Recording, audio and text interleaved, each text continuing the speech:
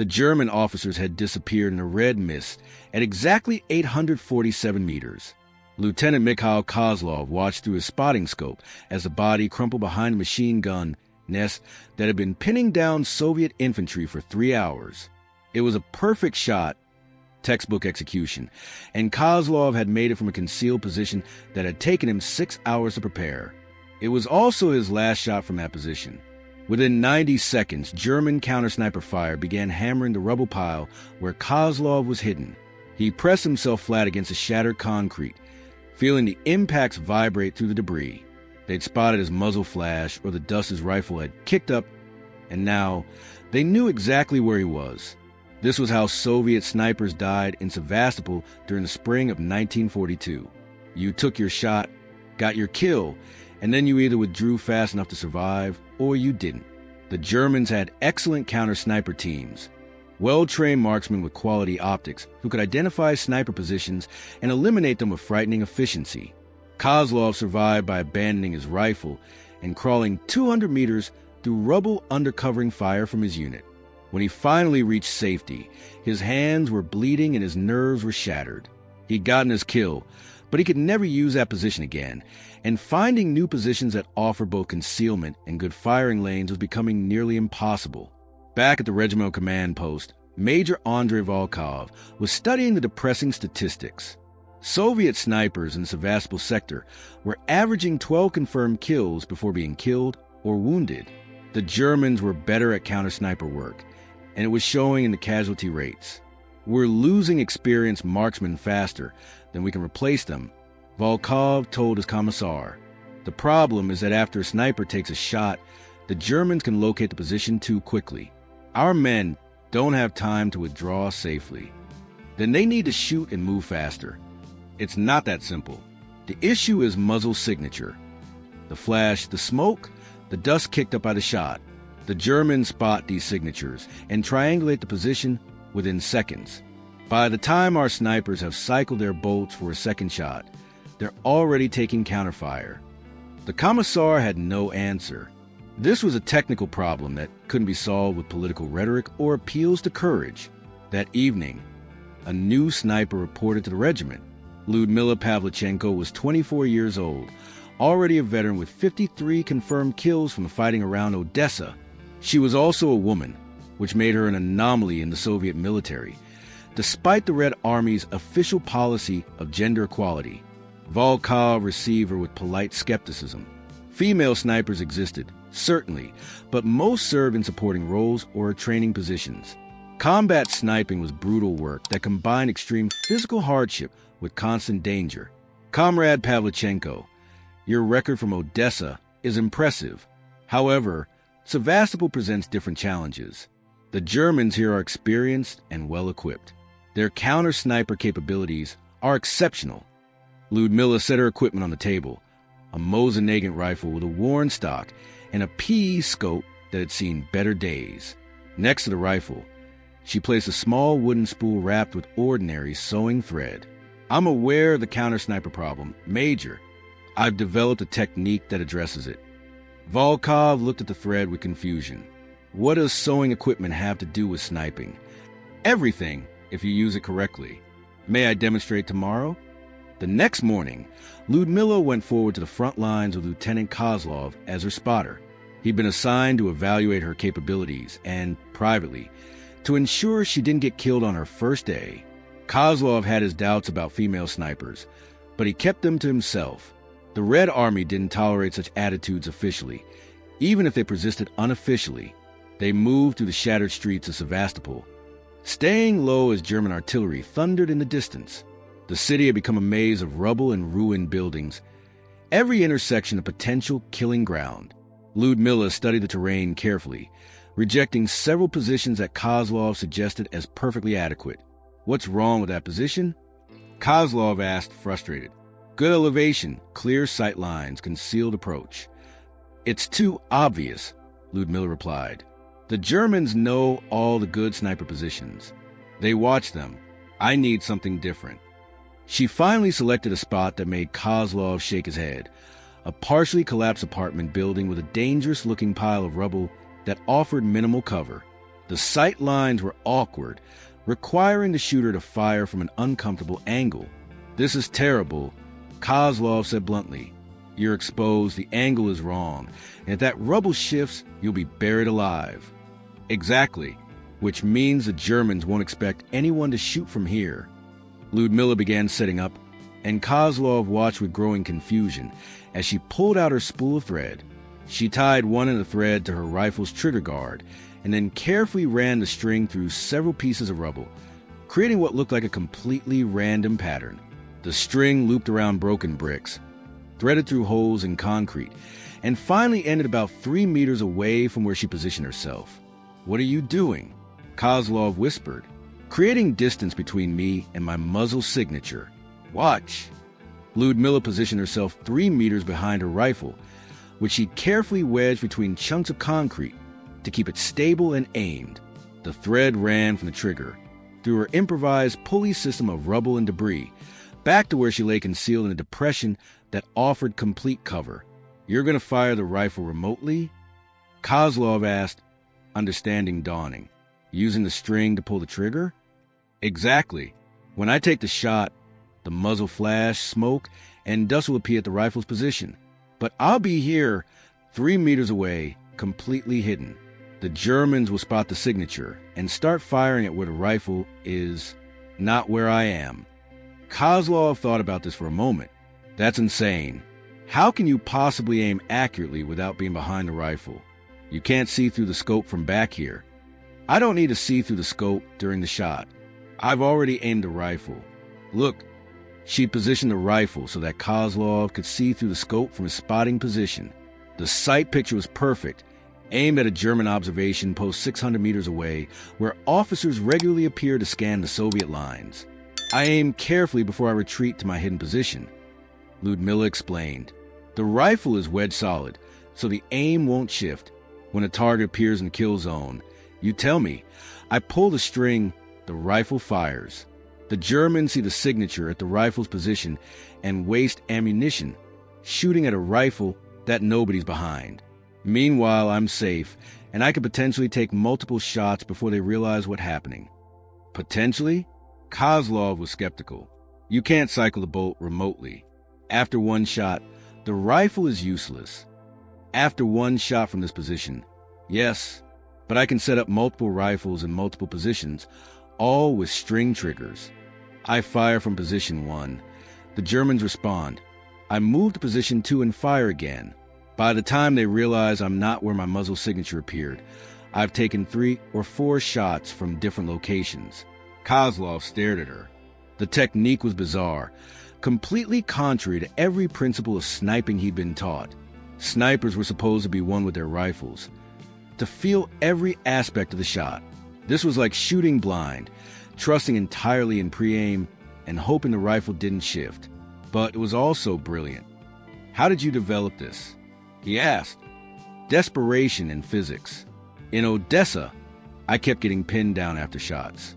I realized the problem wasn't my shooting. It was a connection between the shooter and the signature. German counter-snipers are trained to shoot at signatures. So I broke that connection. The signature appears in one place, but I'm in another. A German officer appeared at the observation post, exactly where Ludmilla had aimed. Kozlov saw him through his spotting scope, a captain studying the Soviet lines through binoculars. "Target," Kozlov whispered. "Center of scope picture." Ludmilla took a breath, then smoothly pulled the string.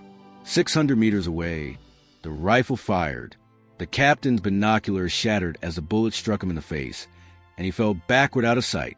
Almost instantly, German counter-sniper fire began hammering the position where Ludmilla's rifle was wedged. Bullets struck concrete, sending chips flying, and Kozlov instinctively pressed himself lower. But Ludmilla remained calm, watching from her hidden position 3 meters away as the Germans wasted ammunition, shooting at an unmanned rifle.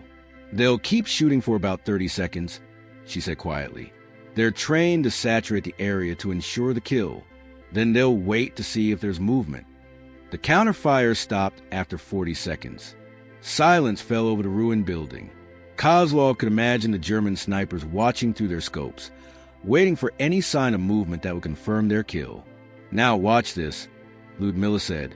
She prepared a second position 15 meters away with another rifle and string system. She crawled to it, staying completely concealed, and waited. 3 minutes later, a German soldier appeared at the observation post to retrieve the dead officer's papers. Ludmilla's second rifle fired. The soldier dropped. The German response was immediate and furious. Machine gun fire raked the second rifle position, while counter-snipers engaged. But again, Ludmilla was nowhere near the muzzle signature. She was hidden, safe, watching as the Germans tried to kill a shooter who wasn't there. 2 kills, 0 risk, Kozlov said, amazed, and they have no idea where you actually are. They withdrew carefully, leaving both rifles behind. Ludmilla had anticipated this. The rifles were captured German Mausers that she'd obtained specifically for this technique. Losing them didn't matter. What mattered was that she'd taken 2 shots, gotten 2 kills, and the Germans had never come close to locating her actual position. Back at the command post, Major Volkov listened to Kozlov's report with growing interest. She's using string to fire rifles remotely? That's the technique? It sounds ridiculous, I know, Kozlov admitted, but I watched it work. The Germans never located her actual position. They fired at her signatures, but she was nowhere near them. What about accuracy? How can she aim without being behind the rifle? She pre-aims very carefully and wedges the rifle solid. The accuracy is actually excellent, probably because there's no human error during the trigger pull. The string provides smooth, consistent pressure. Volkov considered this. The technique was unorthodox, certainly, but results mattered more than methodology. If Pavlichenko could maintain a higher kill rate while reducing her own risk, that was valuable. How many rifles does she need for this technique? She's requesting 6 rifles, preferably captured German weapons. She'll set them up in different positions, all pre-aimed, all with string triggers. She can move between positions and take multiple shots before the Germans understand what's happening. 6 rifles. Volkov shook his head. That's unusual, but we have plenty of captured weapons. She can have what she needs. Over the next week, Ludmilla refined her technique.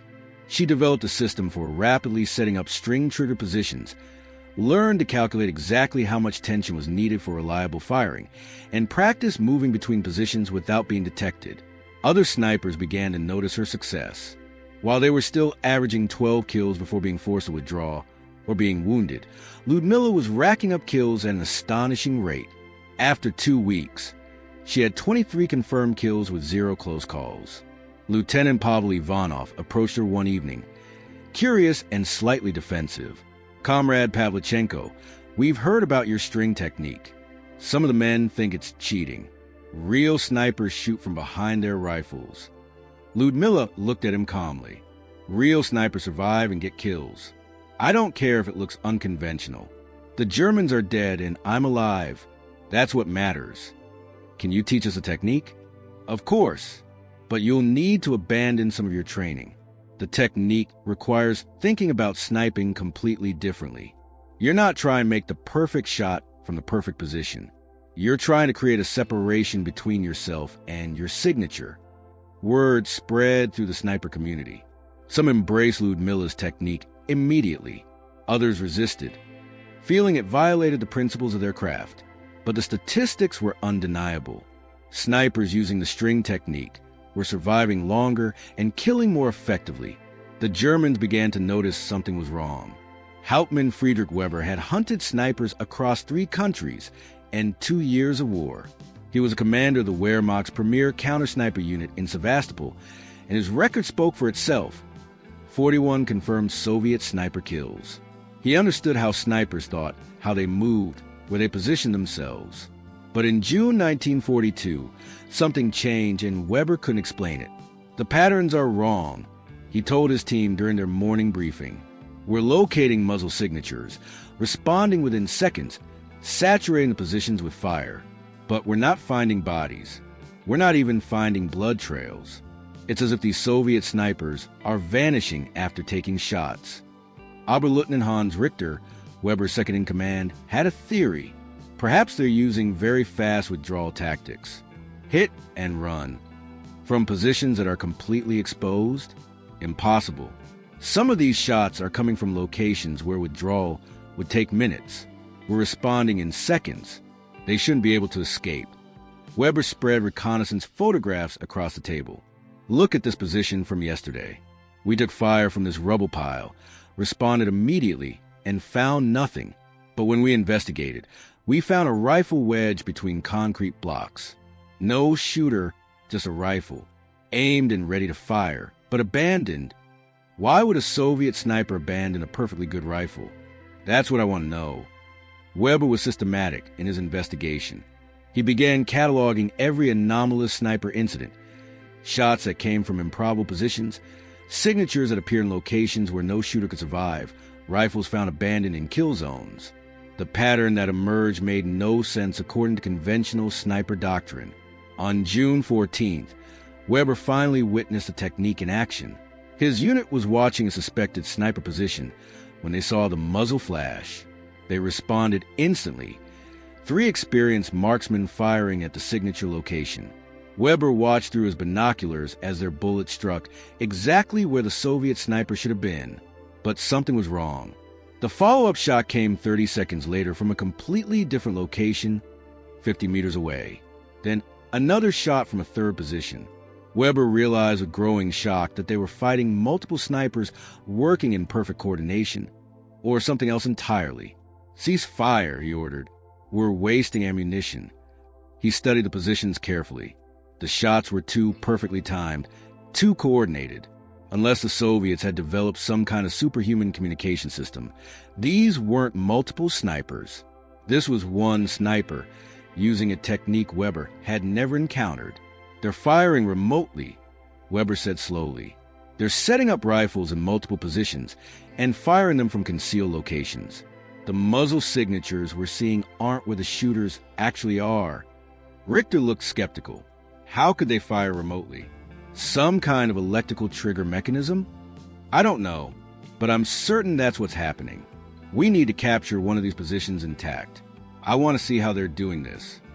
The opportunity came 2 days later, when Weber's team responded to a sniper attack and managed to reach the rifle position before the Soviets could retrieve it. What Weber found there changed everything he understood about sniper warfare. The rifle was wedged solid between concrete blocks, aimed carefully at a known German position. Running from the trigger was a length of ordinary thread, disappearing into the rubble toward a concealed position 8 meters away. Weber followed the thread to a depression in the debris where he found scuff marks, a water bottle, and clear evidence that someone had lain there for hours. "String," Weber said, holding up the thread in disbelief. "They're using thread to pull triggers remotely. This is their secret weapon? Sewing thread?" But as he analyzed the position, Weber's disbelief turned to grudging admiration. The technique was brilliantly simple. The Soviet sniper had aimed the rifle carefully, then retreated to a position where German counterfire couldn't reach them. When they pulled the string, the rifle fired, but the shooter was completely safe. "This changes everything," Weber told his superiors that evening. "We're not fighting conventional snipers. They've developed a technique that makes our counter-sniper doctrine obsolete. We locate their signatures and shoot at positions where nobody's actually present. Meanwhile, the real shooter is hidden safely away, potentially controlling multiple rifles." Oberst Manfred von Stein, the regional intelligence officer, listened carefully. "How do we counter this technique?" "We need to search for the string. Look for thread running from rifles to concealed positions. When we locate a signature, we don't just shoot at it. We search the surrounding area for the actual shooter's hide. And we need to spread out our response fire, hitting a wider area." But implementing these countermeasures was harder than Weber anticipated. The Soviet snipers were adapting constantly. They used different colored threads that blended with rubble. They created complex pulley systems that ran strings through debris in ways that made them nearly invisible. Some were even using multiple strings attached to single rifles, firing from positions 20 meters away from their muzzle signatures. Ludmila Pavlichenko had become a particular obsession for Weber.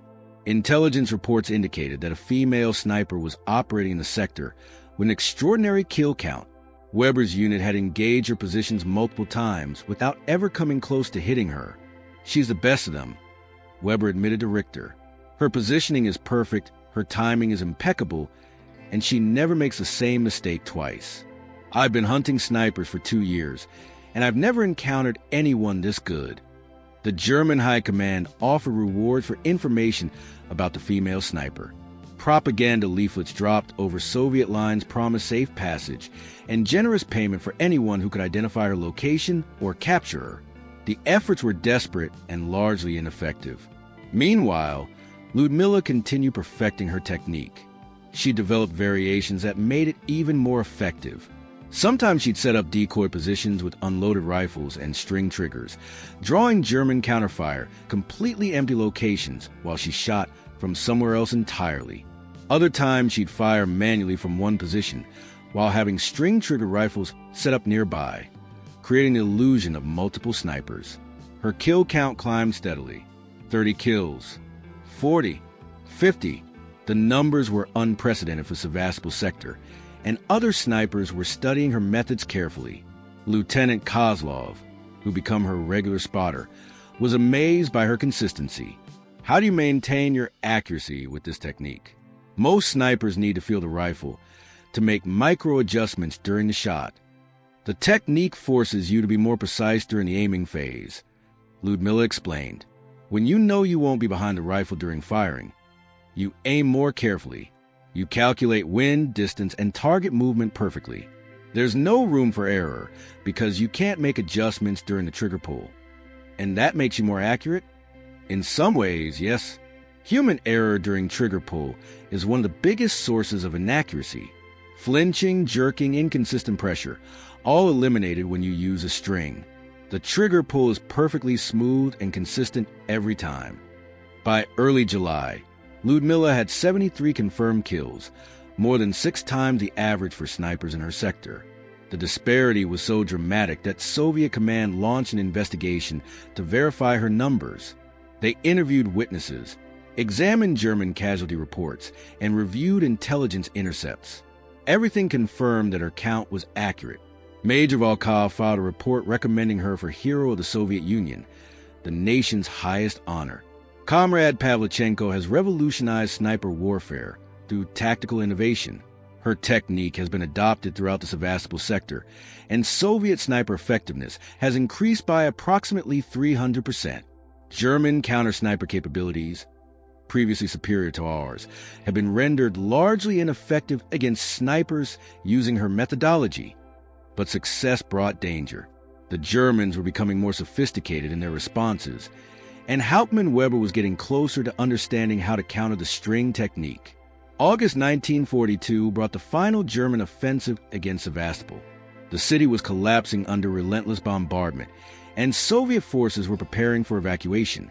In the chaos of the failing defense, Ludmilla Pavlichenko was operating in conditions that made her string technique more essential than ever. Hauptmann Weber knew this was his last chance to eliminate the female sniper who'd become an obsession. He'd assembled a specialized team of 8 counter-snipers with one mission: find and kill the ghost sniper before the Soviet evacuation succeeded. "She's somewhere in the industrial district," Weber told his team on August 10th. "Intelligence indicates she's covering withdrawal routes for Soviet infantry. We know her patterns now.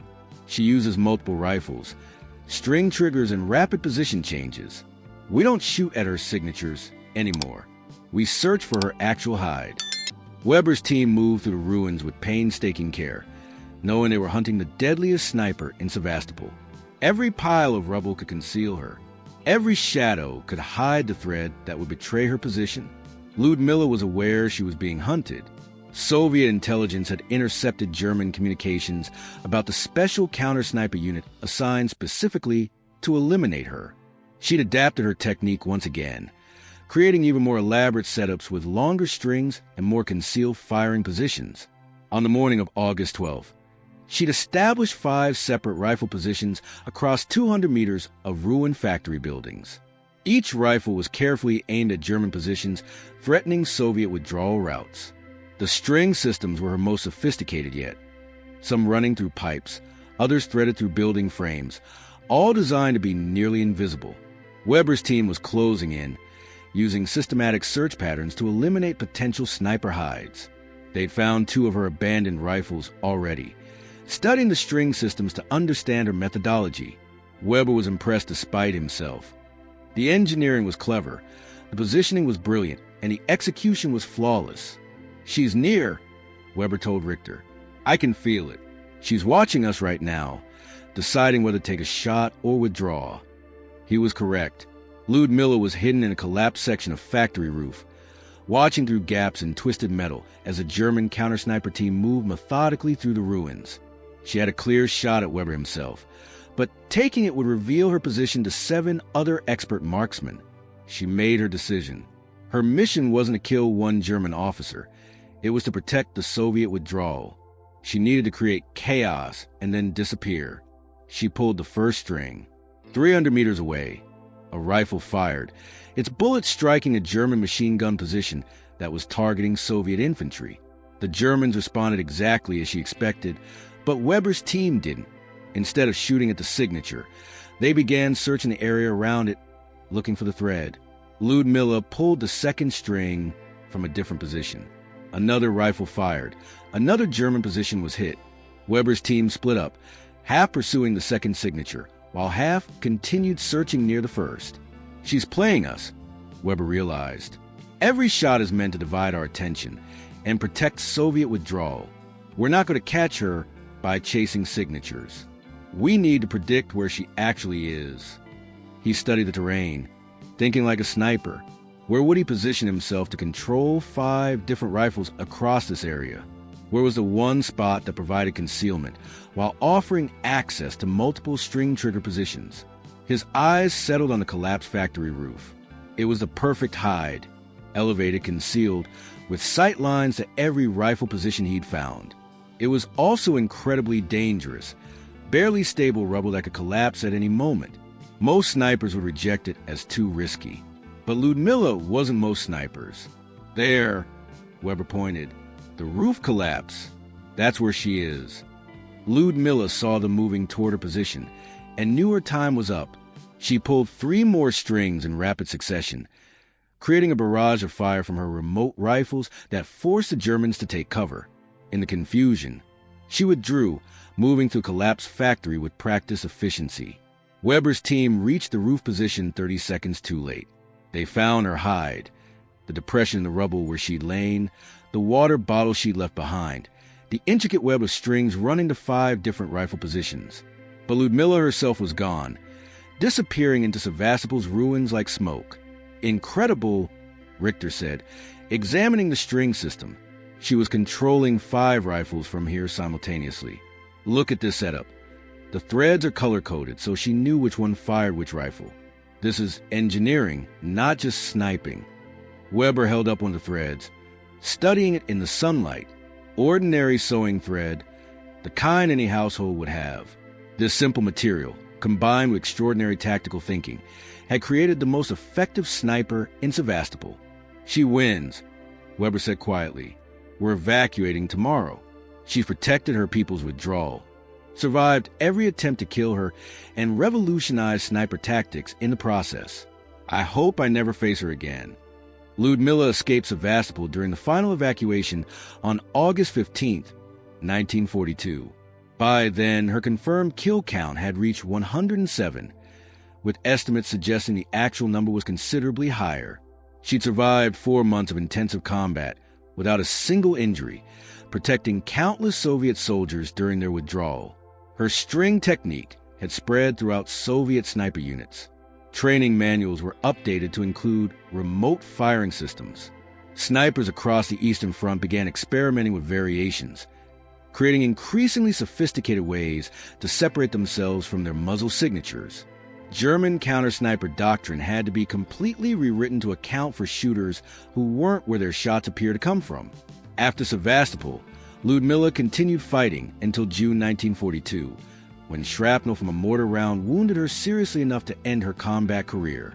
Her final confirmed count was 309 kills, making her one of the most successful snipers in history. But her true legacy wasn't a number. It was a technique that changed how sniping was understood and practiced. Soviet officials sent her on a goodwill tour to the United States and Britain, where she met with Allied leaders and spoke about the Eastern Front. American reporters were fascinated by the female sniper with the extraordinary record, though few understood the technical innovation behind her success. At a press conference in Washington, a reporter asked, "What's your secret? How did you become so effective?" Ludmila smiled. "I paid attention to the problem instead of accepting conventional solutions. Everyone knew counter-snipers were locating shooters by their muzzle signatures, but everyone accepted that as an unavoidable part of sniping. I asked a different question. What if the signature and the shooter don't have to be in the same place?" And the answer was straying. The answer was understanding that sometimes the simplest solutions are the most effective. I didn't need advanced technology or complicated equipment. I needed to think about the problem differently and have the courage to try something that seemed crazy. After the war, Ludmila completed her education and became a historian, writing extensively about military tactics and the role of innovation in warfare. She rarely spoke about her kill count, preferring to discuss the technical and tactical lessons that could be learned from her experience. In 1957, she published a training manual on sniper tactics that became required reading in military academies across the Soviet Union. The manual's chapter on remote firing systems was particularly influential, describing not just the string technique, but the underlying philosophy that effective warfare required constantly questioning established doctrine and being willing to implement unconventional solutions. Western military analysts studied her techniques during the Cold War, trying to understand how Soviet snipers had developed such effective methods. Some dismissed the string technique as a wartime improvisation of limited value. Others recognized it as a genuine tactical innovation that demonstrated the importance of adaptive thinking in combat. Ludmila Pavlichenko died in 1974, largely unknown outside military circles despite her extraordinary achievements. The Soviet government had publicized her during the war for propaganda purposes, but afterward, her story faded from public consciousness. She lived quietly, teaching and writing, occasionally meeting with veterans who'd served in sniper units. But among snipers themselves, her legacy was profound. The string technique, refined and adapted over decades, remained part of advanced sniper training. Modern remote firing systems, using electronics instead of thread, were direct descendants of her innovation. Military tacticians studying asymmetric warfare pointed to her as an example of how individual innovation could shift tactical balance. Her story contained lessons beyond military tactics. She demonstrated that expertise could sometimes blind people to simple solutions, that unconventional thinking could overcome significant disadvantages, and that the most effective innovations often came from questioning basic assumptions about how things had to be done. The sewing thread she'd used was ordinary, unremarkable, available anywhere, but combined with careful thought and tactical understanding, it became a weapon that changed warfare. It proved that innovation didn't always require advanced technology or massive resources. Sometimes it just required someone willing to see problems clearly and try solutions that others had dismissed as too simple or too strange to work. Decades after her death, military historians analyzing Eastern Front combat effectiveness identified Ludmila Pavlichenko's string technique as one of the most cost-effective tactical innovations of World War II. The technique cost nothing to implement, required no special equipment, and increased sniper effectiveness by approximately 400% while dramatically reducing casualties. For those interested in more stories about unconventional innovation and tactical brilliance that change history, consider exploring our channel, where we uncover the hidden techniques and forgotten heroes who shaped the modern world. Ludmila Pavlichenko proved that sometimes the greatest innovations are hiding in plain sight, waiting for someone brave enough to try them. Her legacy reminds us that questioning conventional wisdom and having the courage to implement simple solutions can be more powerful than any advanced technology. The thread that changed warfare sits now in museums, a reminder that extraordinary results often come from ordinary materials combined with extraordinary thinking.